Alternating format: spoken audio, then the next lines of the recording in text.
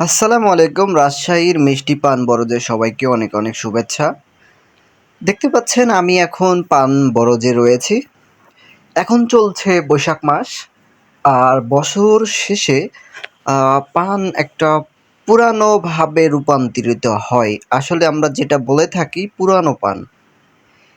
পুরানো পান এবং নতুন পান ২ টার পার্থক্য হচ্ছে জানুয়ারি, ফেব্রুয়ারি মাসে যে পানগুলা হয় সেগুলা এক পর্যায়ে থাকে, বছরের শেষে এক পর্যায়ে থাকে এবং মাঝামাঝি এক পর্যায়ে থাকে।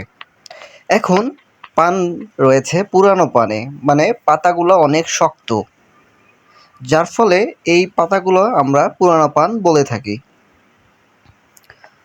তো বছর শেষে যে পানগুলা হয় এই পানগুলা পুরানো পান এবং বাজার দর অনেক বেশি হয়ে থাকে এবং দামও উচ্চ পাওয়া যায়।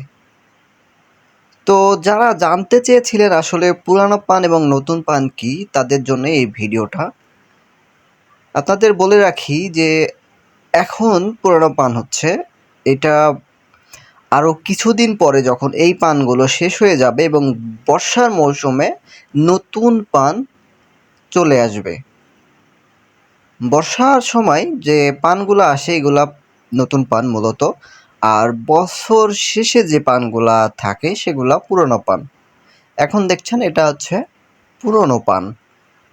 আর নতুন পান হচ্ছে আরও কিছুদিন পরে। এটা আপনাদের মাঝে ভিডিওটা আমি নিয়ে আসবো অবশ্যই।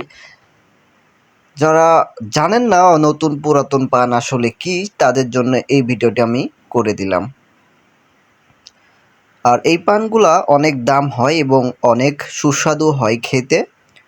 তো যারা জানেন না যে নতুন পুরাতন পানের পার্থক্য, তারা অবশ্যই